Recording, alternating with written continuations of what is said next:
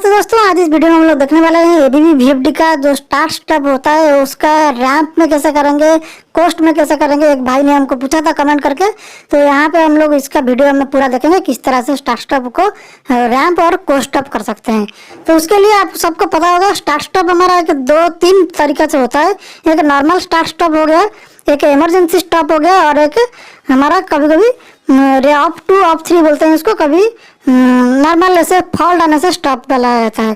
तो 3 टाइप का स्टॉप रहता है। तो यहाँ पे आप देख सकते हैं प्रोटेक्शन के लिए फॉल्ट रहता है। जो यहाँ पे देख सकते हैं रन इनेबल करके एक स्टॉप के लिए दिया हुआ है। स्टॉप के लिए रन इनेबल का जब हट जाएगा, देखिए यहाँ पे एक्सटर्नल इनवन में DI1 दिया है। उसका मतलब ये है कि DI1 अगर आएगा तो हमारा मोटर चलेगा, अगर DI1 हट जाएगा तो हमारा मोटर बंद हो जाएगा। तो ये हो गया हमारा नॉर्मल स्टार्ट स्टॉप, मतलब DI1 आने से चलता है, DI1 नहीं आने से बंद हो जाता है। तो ये हो गया हमारा नॉर्मल स्टार्ट स्टॉप जो कि नॉर्मल ऑपरेशन में होता है। तो उसके बाद एक प्रोटेक्शन के लिए हमारा 2-3 चीज़ रहता है। जैसे एक्सटर्नल फॉल्ट हो गया, यहाँ पे आप देख सकते हैं एक्सटर्नल फॉल्ट हो गया, रन एनेबल फॉल्ट हो गया। तो रन एनेबल आपका नॉर्मली DIL में रहता है। अगर DIL हेल्दी नहीं है तो रन एनेबल चला जाता है।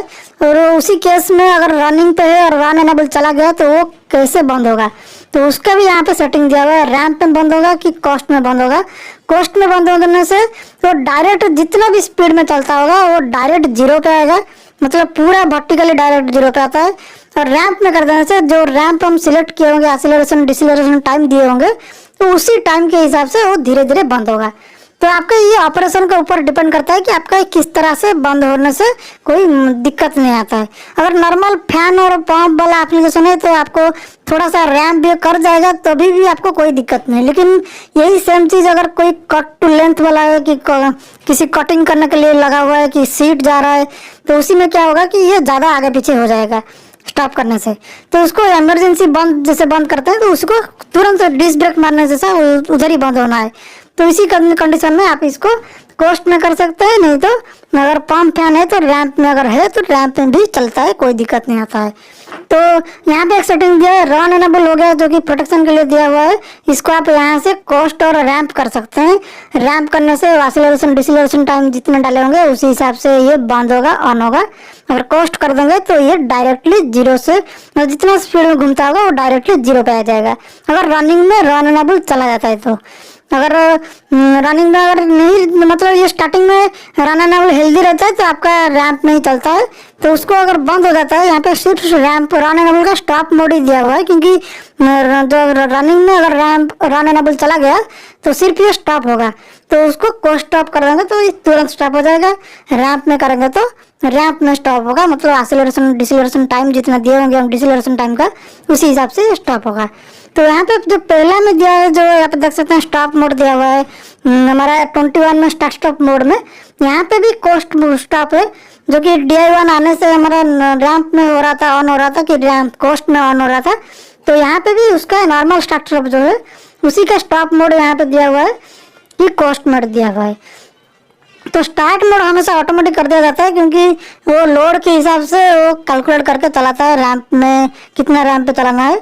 तो आपको जो VFD जो लगा हुआ है वो DOL जैसा नहीं है कि स्टार्टिंग में ज़्यादा करंट लेके मोटर को घुमा देगा और उसमें हाई करंट स्टार्टिंग में ले जाएगा और लोड भी आ जाएगा। तो इसमें ऑटोमेटिक कर देने से क्या होगा, लोड के हिसाब से वो अपना स्पीड बढ़ाएगा, तो ये अच्छा कैलकुलेशन रहता है। अगर फ्लाइंग स्टार्टअप करेंगे, कभी भी ये हवा से उल्टा घूम रहा है कि सीधा घूम रहा है, मान लो अभी 50 RPM से ऑटोमेटिकली घूम रहा है, बिना पावर के हवा लग रहा है ऐसे घूम रहा है, तो अगर फ्लाइंग स्टार्ट सिलेक्ट होगा तो वही स्पीड से वो उधर ही ऊपर लेके चला जाएगा। या फिर उल्टा घूम रहा है तो उसको फिर 0 करके फिर से ये अपना डायरेक्शन पे लेके चला जाएगा, अगर फ्लाइंग स्टार्ट पे रहेगा तो। अगर आप यहाँ पे ऑटोमेटिक कर देंगे तो ये क्या होगा कि जो स्पीड में आपको लेना है 0 से वहाँ तक जो हाईएस्ट लिमिट है, वो क्या करता है कि वो अपने लोड के हिसाब से वो रैंप में करके लेता है। क्योंकि स्टार्टिंग कभी कोस्ट में नहीं होता है, क्योंकि कोस्ट होने से करंट आपका ज़्यादा बढ़ जाएगा, स्टार्टिंग करंट, इसलिए इसको ऑटोमेटिक कर देने से रैंप में ही जाता है। तो उसके बाद स्टॉप मोड कोस्ट कर दिया और इमरजेंसी स्टॉप मोड आपको यहाँ पे एक DI आपको एक्टिव करना पड़ेगा, जो कि एक इमरजेंसी स्टॉप अगर यूज करना चाहते हैं तो इसको आप कोई भी DI आप दे सकते हैं, ऑफ 1 ऑफ 2 ऑफ 3 तीनों ऑप्शन दिया हुआ है यहाँ पे। रैंप में करेंगे तो ऑफ 1 कर देंगे, कॉस्ट में करेंगे तो ऑफ 2 मतलब डायरेक्टली बंद होगा। और इमरजेंसी रैंप में करेंगे तो इमरजेंसी रैंप टाइम पे आपको डालना पड़ेगा।